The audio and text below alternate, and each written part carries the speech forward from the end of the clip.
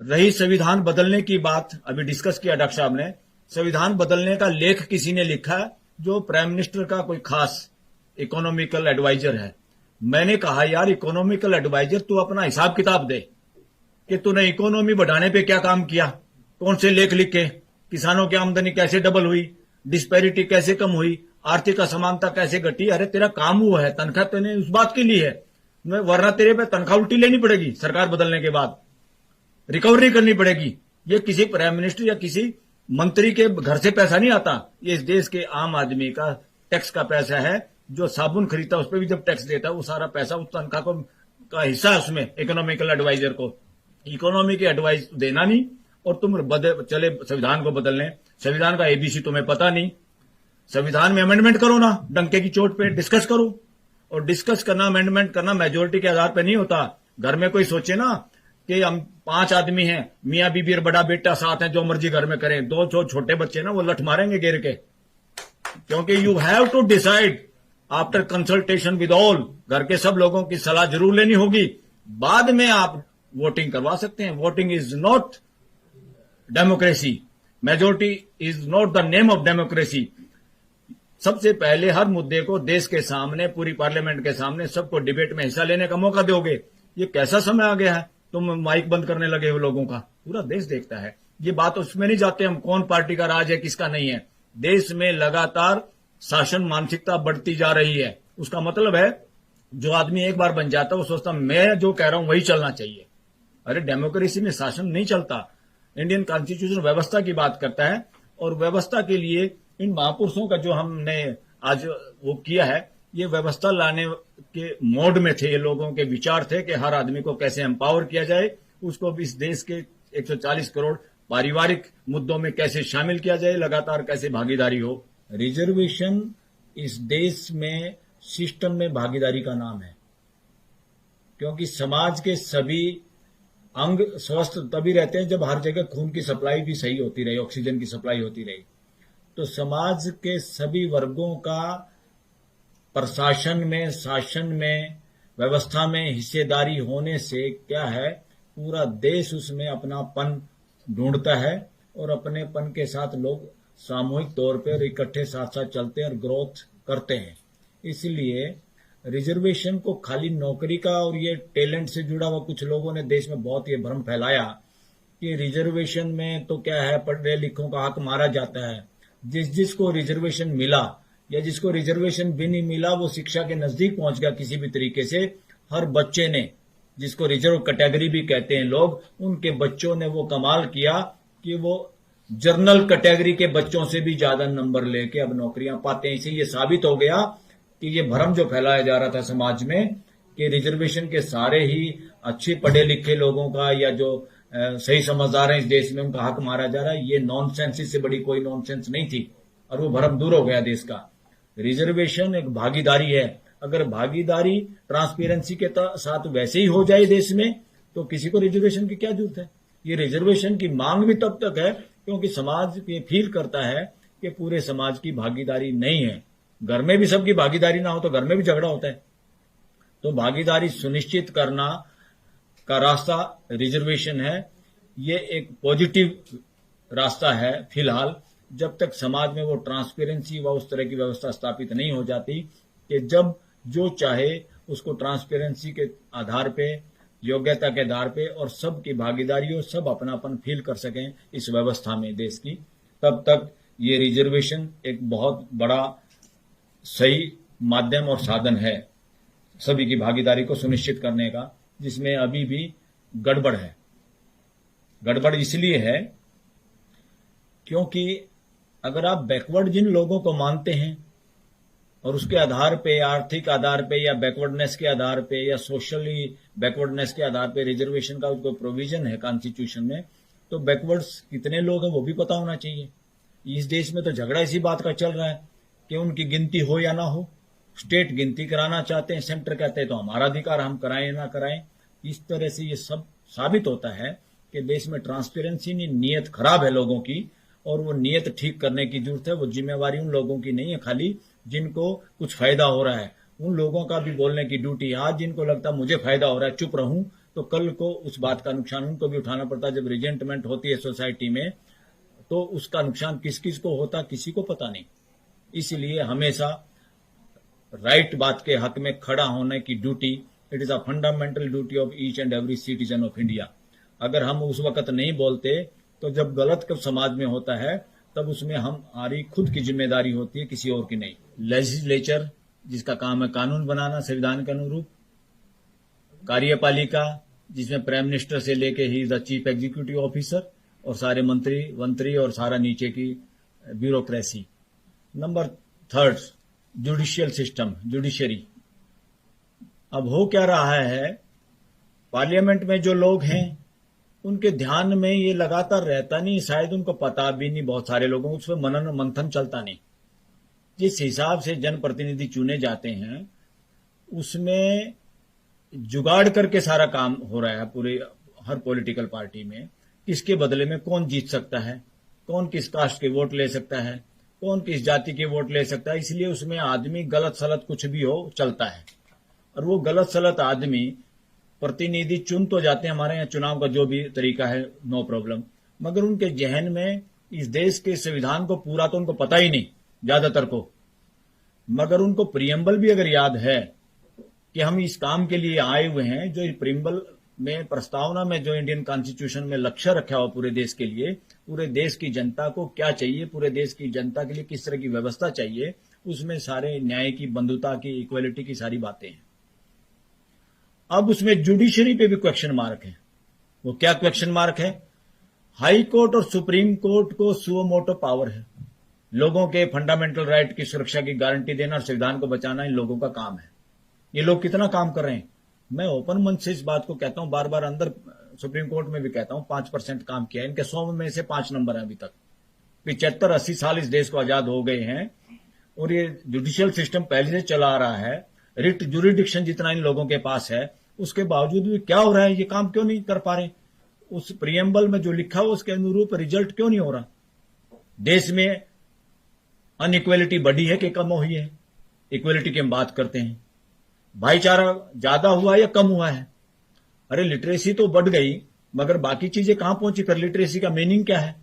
Literacy का meaning क्या है? कबूतर ए एप्पल का मतलब नहीं है, या आपने ग्रेविटेशनल लॉ पढ़ लिया फिजिक्स के, आप बड़े भारी साइंटिस्ट हो गए या जज बन गए, आपको पता है संविधान की सारी धाराएं आपको याद है, इसका कोई मायने नहीं है। संविधान का ऑब्जेक्ट जो है, ऑब्जेक्टिव जो उसमें तय किए हुए हैं, वो कहां तक आपने अचीव किए हैं, आपकी जजमेंट ने अचीव किए हैं। आपकी जो जजमेंट आती हैं उससे भाईचारा बढ़ रहा है, इकोनॉमिकल इक्वलिटी बढ़ रही है क्या? इस तरह के क्वेश्चन मार्क अब जुडिशरी पे भी है, और एडवोकेट लोग वोकल हो रहे हैं। वोकल क्यों हो रहे हैं? जब तक एक नहीं बोलता दूसरे भी बोलते नहीं। वकील लोग भी इन बड़े बड़े शहरों में आके जो वकालत देश की स्टेटों की राजधानी और सुप्रीम कोर्ट देश की राजधानी में करते हैं, हम सब उसी चक्कर में अपने बच्चों को पढ़ाने में और किराए देने में और इस तरह के गाड़ी घोड़े के जुगाड़ करने में लगे रहते हैं। प्रियम्बल हम भी भूल जाते हैं कि हमारा काम क्या था, हम किस काम के लिए डिग्री लेके आए थे बड़े बड़े सपनों के साथ, हम उसमें कितने कामयाब हुए हैं, और हम क्या उस दमखम के साथ अपने केस को प्लीड कर पाते हैं क्या कोर्ट के जजेस के सामने, या फंक्शन में जब वो हमें मिलते हैं उनकी दुआ सलाम राम रमी के अलावा कुछ और भी उनके कानों में बोलते हैं कि नहीं बोलते हैं? तो अब क्वेश्चन मार्क, मैं क्योंकि लॉ का स्टूडेंट हूं, मैं जुडिशरी पे क्वेश्चन मार्क करता हूं, क्योंकि मैं पार्लियामेंट का मेंबर नहीं, हम कोई ब्यूरोक्रेसी में नहीं है, मंत्री संतरी नहीं है। हर वकील ये जुडिशरी से पूछे कि भाई 2 अंग खराब थे, जब लीवर किडनी खराब हो रही थी, अरे हर्ट तेरा क्या हाल हुआ, तू भी बैठ गया। तो इनको, हर जज को, हर सुप्रीम कोर्ट को और हाई कोर्ट को क्वेश्चन मार्क करना अब वकीलों का काम है। एक अकेला चीफ जस्टिस संविधान को लागू करने के जुगाड़ में है, कोशिश में है।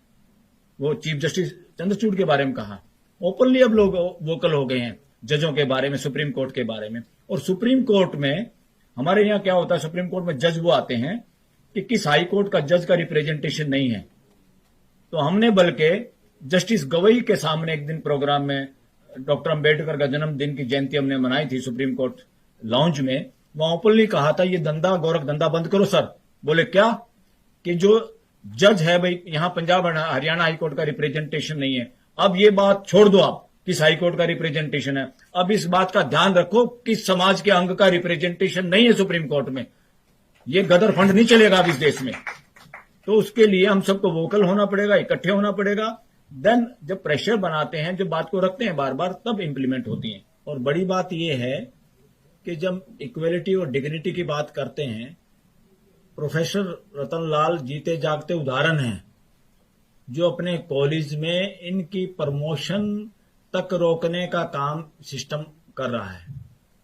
सिस्टम में अभी इक्वेलिटी, आदमी को आदमी की तरह ट्रीट ही नहीं किया जा रहा। और जब दिल्ली में, देश की राजधानी में, और दिल्ली यूनिवर्सिटी के नामे ग्रामीण कॉलेज में ऐसा हो रहा है, तो हम अंदाजा लगा सकते हैं देश के दूर दराज इलाकों में क्या हो रहा है। ये बहुत चिंता का विषय है। अगर अन्याय एक के साथ होता है तो समझो अन्याय पूरी दुनिया के साथ हो रहा है। और उसी के साइड इफेक्ट हैं जो समाज के अंदर घर्षण के रूप में, लड़ाई झगड़े के रूप में और फसादों के रूप में समय समय पे निकलते हुए नजर आते हैं। बहुत सारी चीजें इकट्ठी होती है मानसिकता में, तब जाके कोई छोटी सी चिंगारी बड़े उपद्रव में बदलती है देश और दुनिया के अंदर। इसमें कोई दो राय नहीं। अभी तक हमारे देश में जितनी भी यूनिवर्सिटीज हैं, इनमें चलन ही नहीं रिसर्च करने का। क्या रिसर्च करने का?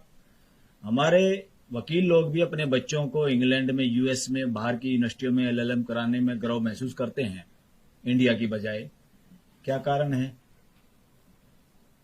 वहां पर यूनिवर्सिटीज में रिसर्च होती है, अपनी हाई कोर्ट और सुप्रीम कोर्ट की जजमेंट्स पे रिसर्च करते हैं प्रोफेसर, वो पब्लिश होती है और ओपन डिबेट होती है, बाहर आती है कि किस मुद्दे पे सुप्रीम कोर्ट के या किसी हाई कोर्ट के, विदेशों की बात कर रहा हूं मैं, कि जजमेंट में आपस में क्या गड़बड़ है, जो पर्टिकुलर लोगों के साथ उसने बिहेवियर रीजनिंग गलत दी और दूसरे में कुछ फेवर किया। हमारे यहां ये प्रचलन अभी कम है। अदरवाइज तो बहुत सारी ऐसे जजमेंट है सुप्रीम कोर्ट के, हाई कोर्ट्स के, जिसको अगर ध्यान और रिसर्च किया जाए यूनिवर्सिटीज में, ये पाएंगे कि गरीब तबका जो है उसके साथ उन्हीं जजों ने या उन्हीं कोर्टों ने के फैसले कुछ अलग हैं, और जो प्रभावी लोग हैं उसी मुद्दे पे, उन्हीं पॉइंट्स पे, उसी लॉ पे, उसी धारा में जजमेंट्स अलग हैं। वो बस ऐसे हैंडल घुमा देते जैसे गाड़ी का हैंडल मोगाए, राइट और लेफ्ट हो गए, लोगों को पता नहीं चलता। लोग ये सोचते रहते हैं हाई कोर्ट की जजमेंट है, सुप्रीम कोर्ट की जजमेंट है, इससे आगे क्या करें। अब लोगों को, वकीलों को भी, नए स्कॉलर्स जो नए स्टूडेंट हैं, उनको ये देखना होगा किस जजमेंट में सेम जूरिस्प्रूडेंस को लागू नहीं किया गया। Supreme court bar association, high court bar association के भरोसे भी रहने की जरूरत नहीं है। अलग बॉडी बना के भी वोकल होने की जरूरत है। और मैं तो कहता हूं जरूरत है इस वक्त प्रेस कॉन्फ्रेंस करने की भी। सच्ची बात पे कोई कंटेम्प्ट नहीं होता। If you are speaking truth there is no contempt. फिर किसी जज का इंडिविजुअल भी अगर करप्शन के या गलत आचरण का कुछ हमारे पास सबूत है, उसका भी कोई कंटेम्प्ट नहीं होती। ये भय इस देश को खत्म करना होगा, खासतौर पर वकील समाज को।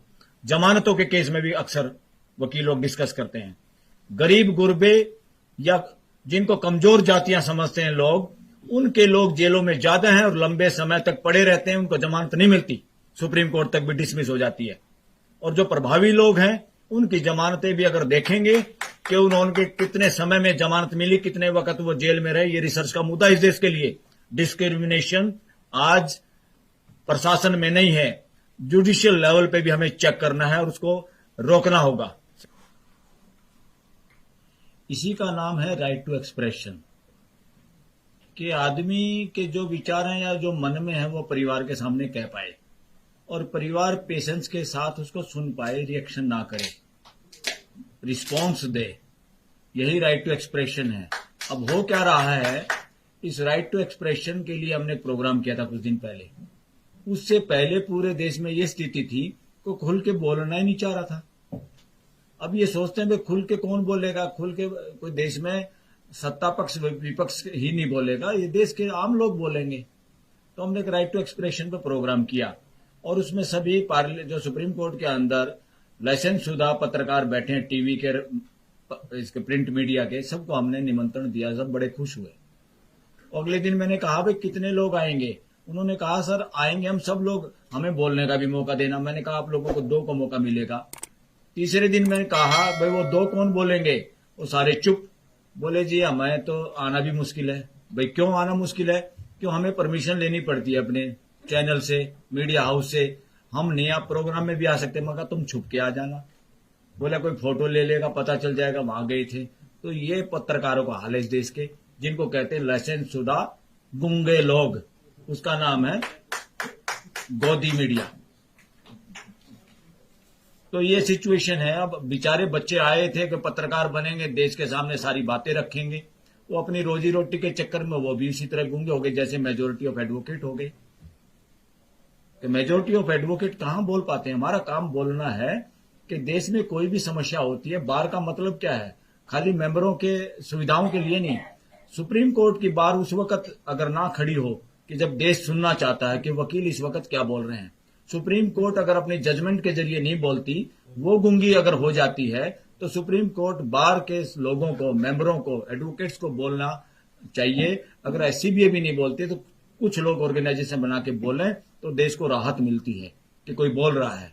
यहां से अगर आवाज आती है तो जो लोग दूसरे विंग हैं देश में, जुडिशियल हो, लेजिस्लेचर हो, चाहे कार्यपालिका के लोग हैं, सबका ध्यान जाता है। सुप्रीम कोर्ट के वकील बोलते हैं तो ये क्या बोला है।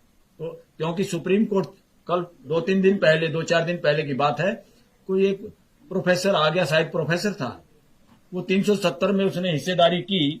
तो 370 में हिस्सेदारी के लिए उसने यहां कोई आ गया कोर्ट में, थोड़ी देर के लिए उसने आर्गुमेंट किए या कैसे अपीयर हुआ वो सुप्रीम कोर्ट में।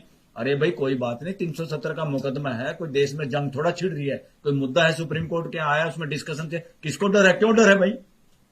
डर होता चोरों को, वरना कोई बात है, खुला उसमें संवाद होना चाहिए देश में। जब कोर्ट में है मुद्दा तो क्या दिक्कत है। तो पता चला जिस दिन वो बेचारा प्रोफेसर यहां अपीयर हुआ, अगले दिन उसको नौकरी से हटा दिया। ये सिचुएशन इस देश की, ये इमरजेंसी नहीं तो क्या है। और तो शुक्र है सुप्रीम कोर्ट के चीफ जस्टिस में जो है उनकी रीढ़ की हड्डी में थोड़ा दम है, उन्होंने जिक्र किया अटॉर्नी जनरल को भी, सॉलिसिटर जनरल को भी। क्या हुआ, तो उन्होंने जब जिक्र किया तो चुपचाप जाके उसको अगले दिन रिस्टेट किया। ये तो सुप्रीम कोर्ट का चीफ जस्टिस करता है। अरे ये काम तो वकीलों को भी करना चाहिए था। पाकिस्तान को हम अपने से बैकवर्ड देश बताते हैं, पाकिस्तान का चीफ जस्टिस को वहां की सरकार हटा देती है, हटाने के बाद सारे देश के वकील सड़क पे आ जाते हैं, और हटा हुआ चीफ जस्टिस इस देश में, इस पूरे ग्लोब पे, धरती पे को भी दोबारा नहीं लगा, वो पाकिस्तान में लगा। हटाया हुआ चीफ जस्टिस दोबारा गद्दी पे बैठा लोगों के प्रेशर की वजह से। तो बताओ डेमोक्रेसी हमारे से ज्यादा कहां है? पाकिस्तान में है नहीं क्या? उसको हम ऐसे बदनाम करें। जिसकी पड़ोसी से नहीं बनती उसकी किसी से नहीं बनती। It is a fundamental duty of each and every human being. अगर हम घर में हैं, अगर हमारी पड़ोस में नहीं बनती तो हमारे अंदर कमी है। तो बार बार ये चिल्लाने से फलाना देश बुरा, फलाना आदमी बुरा, ये वो लोग करते हैं जिनके पास सॉल्यूशन नहीं है, संवाद नहीं है, हिम्मत नहीं है, जिनका हिडन एजेंडा है। वरना पड़ोसी का क्या बुरा, कुछ उसकी मान लो, कुछ अपनी मनवा लो, संवाद होगा तो सब कुछ हल होगा। वो सर एक और बात कहते थे चौधरी छोटू राम लोगों को भाषण देते वक्त कि मंडी और फंडी से बचो। मैं आपको बताना चाहता हूं उसका मतलब क्या है। फंडी का मतलब उनका था जो आस्था के नाम पे आप लोगों को दास बनाते हैं, जो उसका लॉजिकल आंसर नहीं देते या उसके आंसर देने से भागते हैं। जो लोग ये कहते हैं जो हम कह रहे हैं वो मान लो, उनका नाम उन्होंने रखा, उस वर्ग का नाम रखा फंडी। फंडी मतलब आस्थाओं को चुपचाप मान लो, और जबकि आदमी मानने वाली चीज नहीं है, आदमी समझ के मानने वाली चीज है अस्तित्व में। यही संघर्ष चलता रहा। उन्होंने एक बड़ी बात कही, और मेरा अपना निजी शोध ये है कि जहां जहां आस्थाएं लगातार जारी हैं, यानी फंड जारी है, यानी उस फंड को बढ़ावा देने वाले फंडी लोग अभी हैं, तो वहां पे मंडी हावी है, यानी कैपिटलिज्म हावी है। क्योंकि आस्था लोगों को दास बनाती है, और जहां जहां पूरी दुनिया में नजर मारो, जहां जहां आस्थाओं का ठोर ठिकाने मजबूत हैं, वहीं पे कैपिटलिज्म हावी है। क्यों? आस्था सिखाती है कि कोई ऐसा है, आपके कर्म ऐसे, इसलिए आप तो भुगतो ऐसे ही। वो बराबरी का दर्जा ही नहीं देने देती, बराबरी का कॉन्फिडेंस क्रिएट नहीं होने देती। आस्था इस बीमारी का नाम है। आस्था एक दास्ता है, और आस्था से जहां जहां आदमी निकलता है वो कैपिटलिज्म का मुकाबला करता है, यानी उसके बीमारी को भी समझता है। ये दोनों सिक्के के पहलू हैं, मंडी और फंडी, आस्था और कैपिटलिज्म। कैपिटलिज्म भी उसी तरह से है जैसे आस्था में है कि किसी की किस्मत अच्छी। तो कैपिटलिज्म वाले मानसिकता का भी यही है कि मेरे पैसे, मैंने पैसों से और पैसे कमा लिए और जितने मर्जी बना लूं, चाहे मैं अंबानी का फूफा बन जाऊं, पूरे देश की संपत्ति मेरे पास हो जाए, तुम क्या, तुम्हारे तो कर्म माड़े हैं।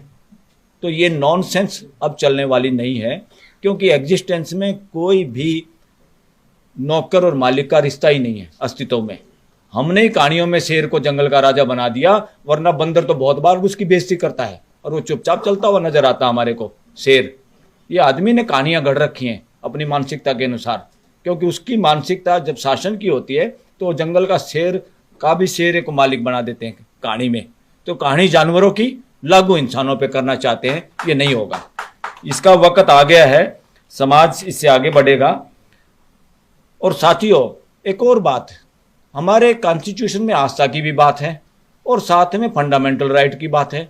अरे फंडामेंटल राइट मेरा स्पीकिंग का, एक्सप्रेशन का है, तो मेरा ये कहना है कि फंडामेंटल राइट टू एक्सप्रेस बड़ा है तुम्हारी आस्था से। अगर तुम्हारी आस्था मेरी टांग बांधती है तो तुम्हारी आस्था को लात मारते हैं हम, तुम्हारे को जवाब देना पड़ेगा। तुम्हारी आस्था किस पे डिपेंड करती है, बताओ, प्रश्नों का उत्तर दो। आज मेरा बच्चा कुछ बात पूछता है, मेरा बच्चा पूछता है मेरे से, ये लाइव बात कर रहा हूं मैं अपने घर की, कि पापा गीता में तो ये लिखा है, श्री कृष्ण के मुख से ये कहलवाया गया है किताब में कि मैंने ही 4 वर्ण बनाए हैं, यानी ब्राह्मण, क्षत्रिय, वैश्य, शूद्र। बोला पापा SC ST तो अछूत थे, वो किसी वर्ण में नहीं आते, तो या तो कृष्ण झूठा या कृष्ण नकली, जवाब दो। और मैंने आंसर दिया, बेटा ये कृष्ण भी झूठा, ये गीता भी झूठी। क्योंकि जब या तो कृष्ण बेवकूफ नहीं हो सकता, इसका प्रश्न ये घर में चर्चा का विषय है, ये कोई आस्था के नाम पे चुप रहने की बात नहीं है। आप लोगों के चेहरों पर, जबान पर लगाम नहीं लगा सकते। आस्था बहुत छोटी चीज है हमारे फंडामेंटल राइट के आगे, और आस्था को हमने कुचलना होगा फंडामेंटल राइट टू एक्सप्रेशन के द्वारा, और देश और दुनिया को तभी आगे बढ़ पाएगी। आस्था इतने सालों से, हजारों साल से बेवकूफ बना सकती है कोई आस्था? We have to test logically, reasoning के साथ। हमें हमारी किताब हमारे बुजुर्गों ने लिखी, उन पे हम कोई लाछ नहीं लगाना चाहते। क्या वक्त था, कैसे लिखी, क्यों लिखी, नो प्रॉब्लम। हम प्रेजेंट की बात करते हैं, क्या प्रेजेंट सिनेरियो में वो लागू होती है? लागू करे तो झगड़ा होता है, झगड़ा चाहिए क्या? समानता चाहिए कि नहीं चाहिए? और हिसाब लेना पड़ेगा आस्थाओं से, रिलीजियस बुक से, रिलीजियस लीडर से, रिलीजियस स्थानों से, कि बताओ 700 करोड़ को जोड़ने के लिए तुमने क्या काम किया, क्या प्लान है तुम्हारे पास? 700 करोड़ लोग तुम्हारे इन घरों में घुस नहीं सकते, तुमने अलग अलग लोगों के लिए घर बना लिए। मानव जाति ऐसा नहीं चाहती। और साथियों, मानव जाति का एग्जिस्टेंस में अगर रिलीजन कोई है, वो एक व्यवस्था है, अस्तित्व में व्यवस्था है, सबके लिए, सब उसको समझ सकते हैं। हमें तो सिर्फ व्यवस्था, उस अस्तित्व की व्यवस्था के अनुरूप जीना भर है, इससे बड़ा कोई काम मानव जाति का नहीं है। अब व्यवस्था के अनुसार नहीं जी रहे, इसलिए तो पॉल्यूशन है, लड़ाई हो रही पॉलिटिकली। पूंजीपति राज्यसभा लोकसभा में पहुंच रहे हैं और उनको चाहिए जंगलों का अंदर दबी हुई खदानें। धरती माता का दूध पी के हम अपनी माँ का बड़े हुए हैं, और आज मैं ये कहने लगूं बुढ़ापे में, माँ बूढ़ी हो गई, माँ दूध तो अब तेरे पास है नहीं, जब तेरी किडनी खा लेते तेने मरना तो है ही। तो धरती के साथ वो सिचुएशन कर रही है मानव जाति, और ये सारी सुप्रीम कोर्ट और सारे ह्यूमन राइट कमीशन दुनिया के चुपचाप मुक्त दर्शक बन के खड़े हुए हैं, नकली हैं, रबड़ स्टैंप हैं, नाम के नौकरियां कर रहे हैं, नाम रख रखे ह्यूमन कमीशन के चेयरमैन। ह्यूमन राइट को समझते नहीं, घर में ह्यूमन राइट को लागू नहीं करते। इस तरह के लोगों का कब्जा है, और कब्जा छुटवाना है सबको मिलके। और दोस्तों, किताबें इंसान लिखता है, इंसान किताबों से बड़ा है, किताबें इंसान को बंधक नहीं बना सकती। इसलिए उन पे चर्चा होना और उन पे क्वेश्चन रेज करना प्रेजेंट सिनेरियो में कोई बुरी बात नहीं है।